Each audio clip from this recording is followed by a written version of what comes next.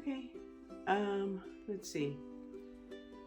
What comes to mind first, not first and foremost, as I recollect my, what we would call Hanawara days, growing up in Waimea Valley. My grandma was very, very strict as far as speaking standard English. They called it standard English. Oh, you want me to look at you? Oh, okay, but not the camera. How come? That means it's getting my side view and not my front view. She's telling you that story. Oh, are you on camera too? Oi. Okay, so my grandma was strict in that she wanted us to speak standard English. We grew up speaking Pidgin. An example of Pidgin? I've been go to the store.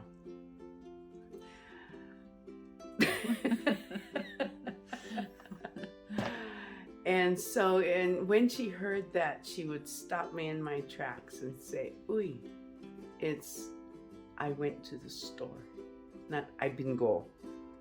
I said, "But why, Grandma?" "Because it's important that you speak good English." "Good English, why?" "Because you need to do well in school." And so, back in the day, speaking Hawaiian was taboo in school. You couldn't speak Hawaiian. You had to speak standard English to advance, to graduate. And so she was very much a stickler to that. Even though Hawaiian was her first language, she spoke very good English and expected that of us. And my siblings got away with it in speaking Pidgin, but whenever it was my turn, she'd always stop me in my tracks more often than my siblings and say, "Ah, Grandma, I go eat this." And then she'd stop me and she'd say, "What?" I said,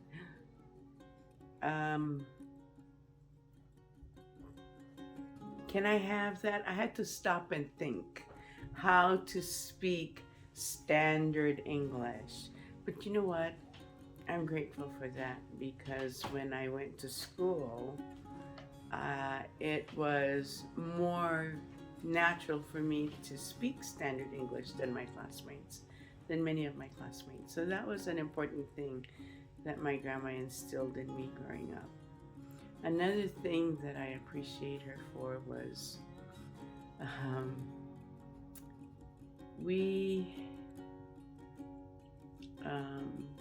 she taught me hard work. She would wake up in the morning and she would have to rake her yard because she had trees. She had mango trees, guava trees, YV trees around her yard. And so she would wake up early in the morning, like 6:30 in the morning, and she'd start going outside, raking her leaves, and I'd be sound asleep because I would sleep with her in her room. And then the next thing I know, I'd smell smoke coming into the room, and I think, "Oh no, she's burning rubbish." And that was a very smart way in waking me up, because she'd burn the rubbish, all the leaves, and that smell is very specific when you're burning leaves, any kind of leaves. Every weekend she would do that. Took her a while to do that, but she was very meticulous. She was very exact in how she taught and how she lived her life.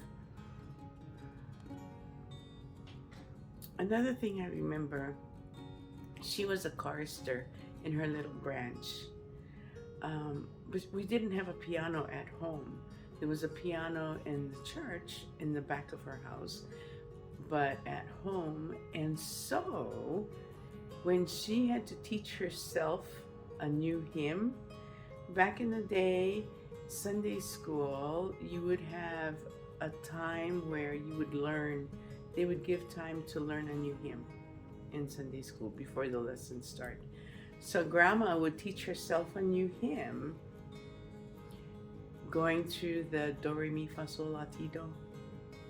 And so she's looking at the notes, and if that's a G, then she would figure out the key on pitch by singing in her mind the do, re, mi, fa, sol.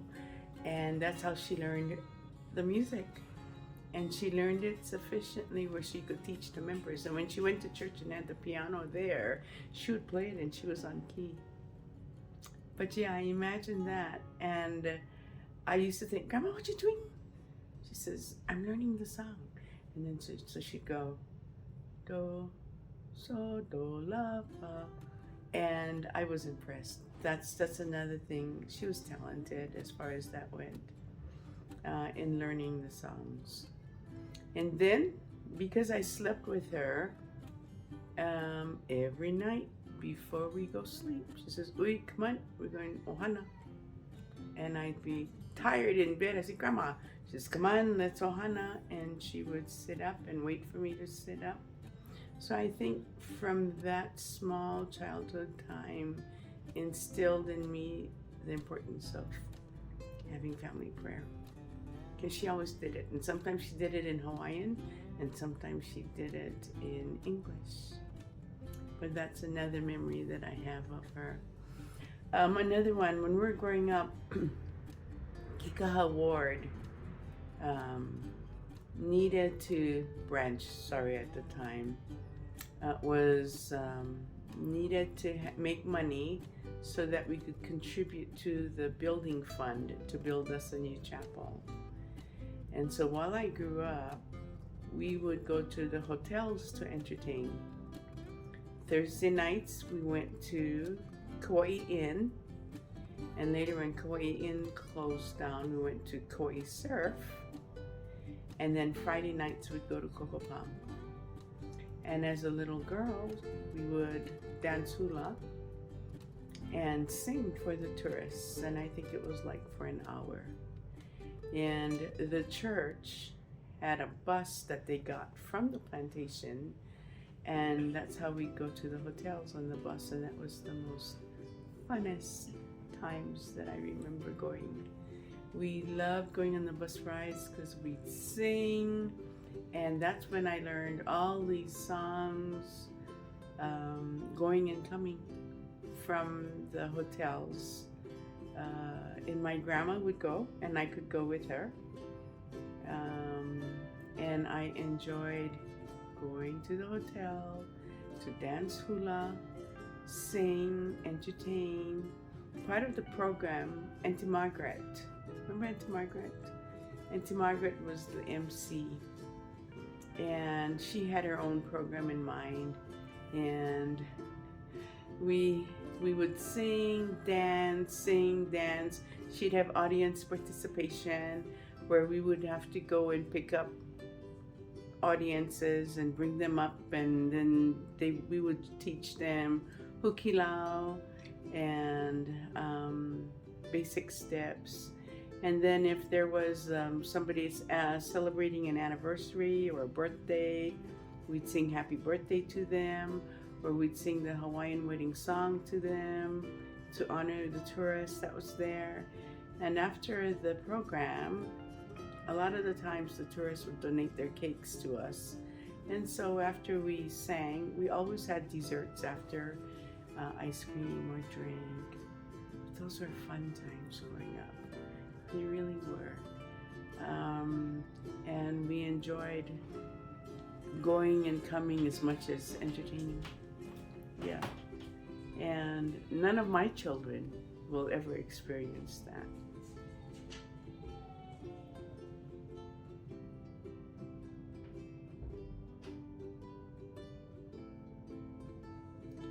But that was fun. That was a highlight, one of the highlights, I think, of us that went. It was a small group, but I can't remember how many years we kept going to the hotels. And I think we were paid $75 every night But after going every Thursday and Friday, we're able to get enough to contribute our share to contribute to the building of the chapel. And that was that night. Now another time I remember, every Wednesdays, grandma folks would get raw taro from the taro farmers, and Uncle Bennett would cook the taro Wednesday night, and overnight it would cook overnight in the pakini, in the big, was it 55 gallon can? Uncle Bennett would cook the taro, and then the next morning we would go and clean taro. And it was fun cleaning taro. You needed a butter knife and you needed a spoon. And when the taro was cooked, Uncle Bennett would throw it into a big pakini, and then he would wash it down because you had the skin, yeah? And then he would get it to where we would go and then get our own butter knives and peel off the raw taro. And then you would get the eye, and you had to clean it really, really good. And then we get another pakini and then cut it in chunks. And after you cut it in chunks, then he would take it to the poi mill up the road so that they could grind the taro, the taro, and then we would have our poi. And that poi would feed us the whole week. Grandma would have it in a big, what kind of container was that called? Ooh, I forget the name of the container, but it was like this high. And she put the poi in it and wrap it with a big bag. Before, rice used to come in a bag, not a paper bag, but a cloth bag. And so that cloth bag she would use to tie the poi so the critters wouldn't get in it. And that's how we had our poi every week. So every week we'd have taro and clean that. And that was favored because if you help clean, you can have taro with condensed milk, and it was so wonderful. We would keep some of the taro and so that we could have that with condensed milk. And then the rest of the taro, Uncle Bennett would take it up to the poi mill to get that ground. That was another fun memory. And then my grandma has a friend that lived up maybe about a 15-minute walk from her place. She and I would go up to her friend's house, and her name was Luca Yorkman, which is Auntie Keala's grandma. And my grandma and I would walk, and she'd make sure she had a flashlight because there's no street lights. And there's a waterfall that we would pass as we went to Luca's house. Anyways, grandma would go there, and while there, she and Luca would, the word is kuki, so, kapa, which is Hawaiian blanket. And I would sit and watch and listen and eat. But that's another memory too, seeing my grandma and Luca do Hawaiian quilt.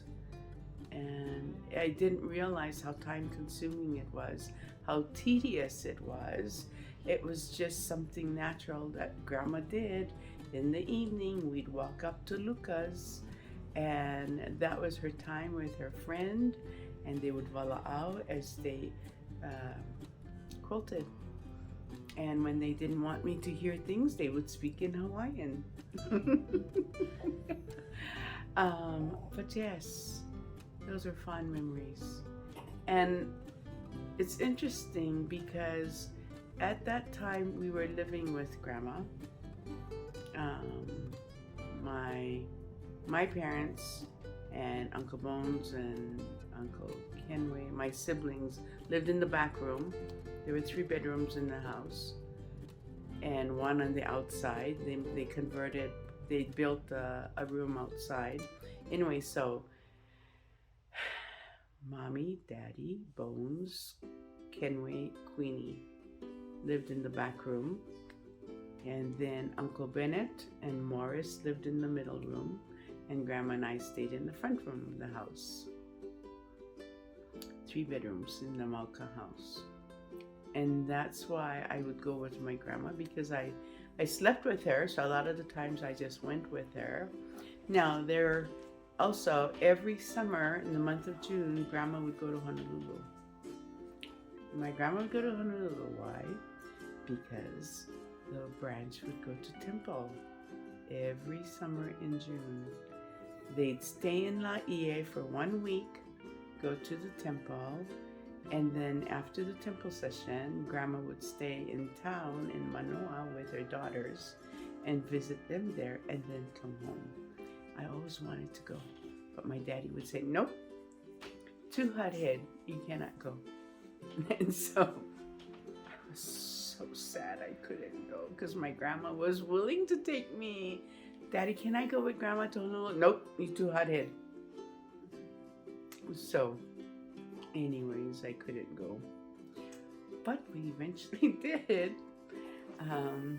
We went to the temple, and that was back in '68 when Grandpa was called to be a branch president. And now that was an interesting story, really quick.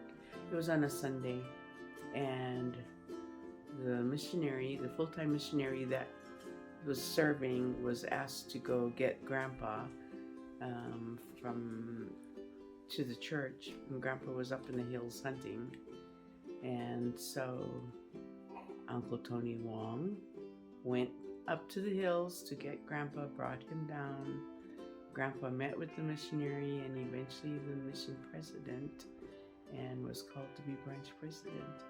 And that had a big impact in our lives growing up, where we knew what we were expected to do, church every Sunday. I mean, it was great. I loved it. I grew up loving going to church. And there was a time where General Conference used to be on black and white TV. And I remembered sitting in front of the TV, watching conference. Don't ask me what they talked about because I have no idea. But I remembered always wanting to watch and listen to the tabernacle sing. And I remember dreaming, I would love to go there one day and see that. And then, for some reason, the contract with the owners of the TV station stopped. And so we ended up listening to General Conference on the radio. And even though I couldn't see it, I still was excited to sit and listen to it. And I think as young as I was, maybe it was the spirit of the meeting that I totally enjoyed. So I grew up with a grandma who loved going to church, and I would go with her to district conference, and I was known as Julia's Mo'opuna. Oh, that's Julia's Mo'opuna over there. And I got to know some of the older saints because of my grandma from different wards. But I would go to church with her, go to district conference with her. And so I loved going to church. And when Grandpa became a member, when Grandpa became the branch president, we went to church as a family, and that was awesome. I love going to church. And therefore, I think Grandpa knew it, because I loved going to church. When I was naughty, my punishment was stay home from church. You cannot go to church. And I died. I cried.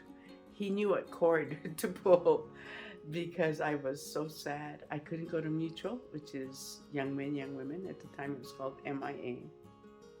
He'd say, no, you're not going MIA tonight. I said, why? For whatever lame reason, I couldn't go, and I was so sad. However, my brothers were happy. Yay, no need to go to church.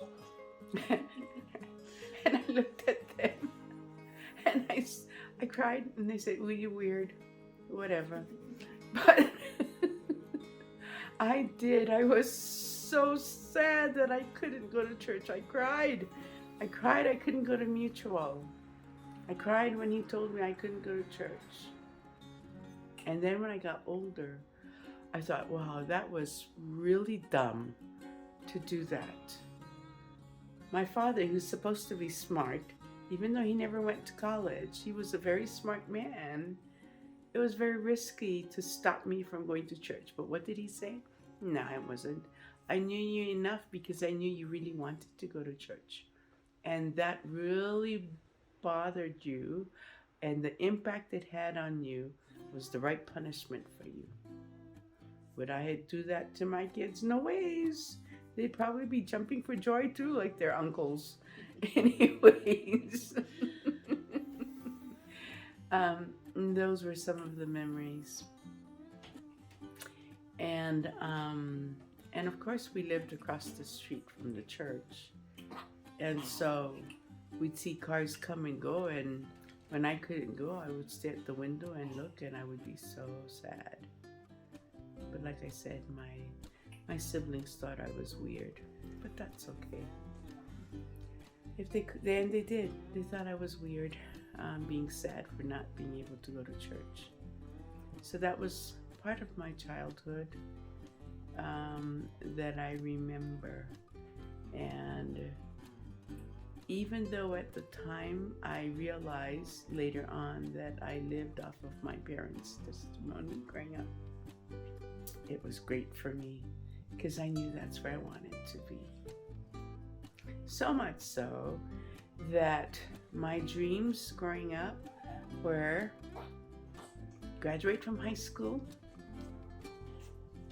go to Church College of Hawaii, go on my mission, come back and get married in a temple. That's how limited my dreams were, my aspirations, my goals.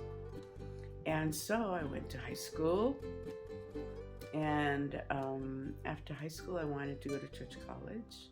When it was time to fill out the application, I brought it home, and then my father says, nope, you're not going to Church College. And I said, what? He says, you're not going to Church College. I said, but how come? He said, nope.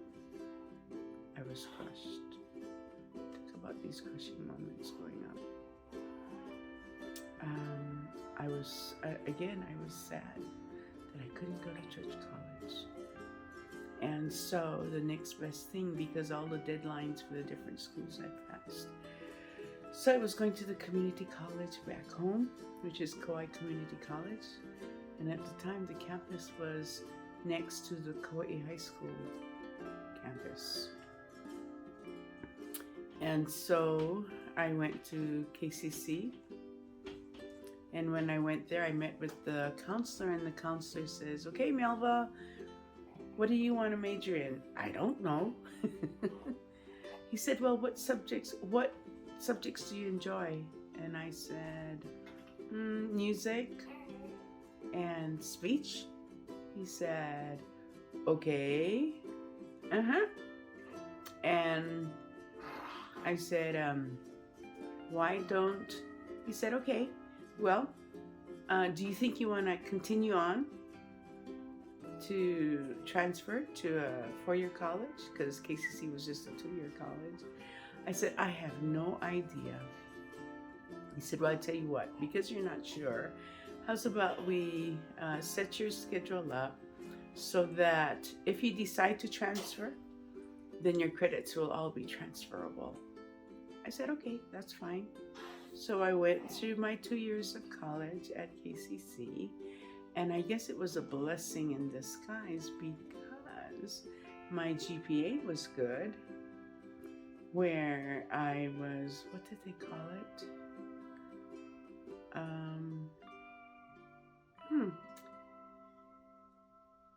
I was on the dean's list, that's right.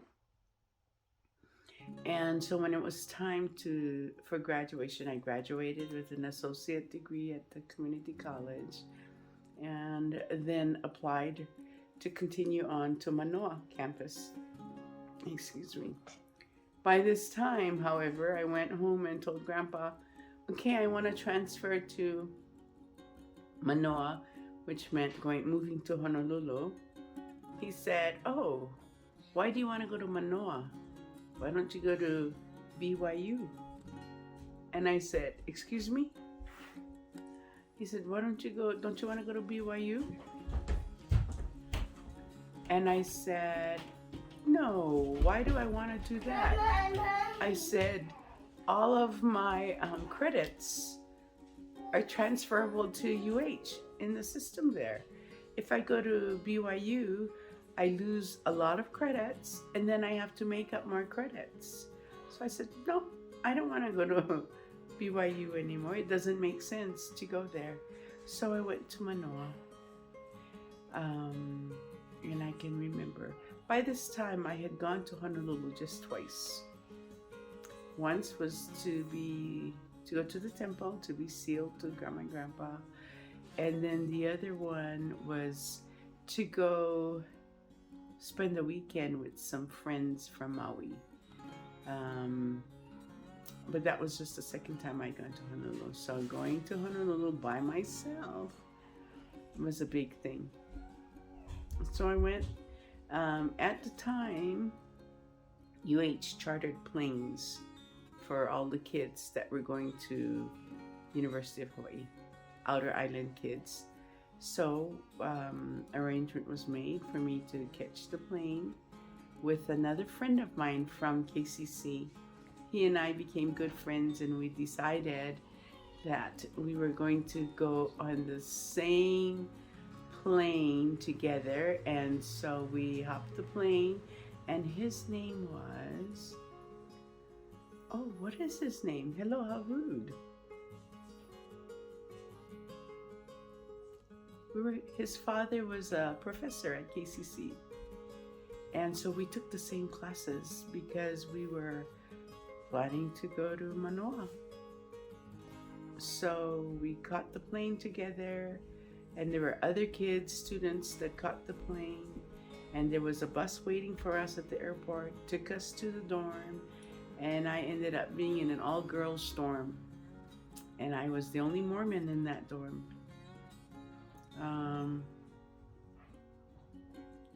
And I loved my college experiences there. But more than the college experience, I was very much involved in the LDSSA Institute program. And Institute, of course, as you know, is the religious arm of the church, where if you go to a state college, the church has an institute program there, so that the LDS students were able to get religious classes that weren't offered in the regular campus. So I was involved in Institute and loved Institute, and it was at Institute where my testimony grew, where I got my testimony. Up until that point, I was borrowed to Grandma and Grandpa, but while going to Institute, my testimony grew. And when they say your testimony grows, that is so true. And I cherish those experiences.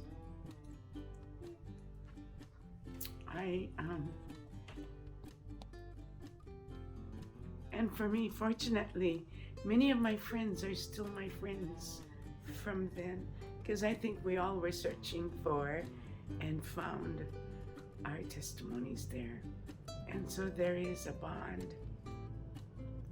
There's a bond with all that we became close with who went to Institute.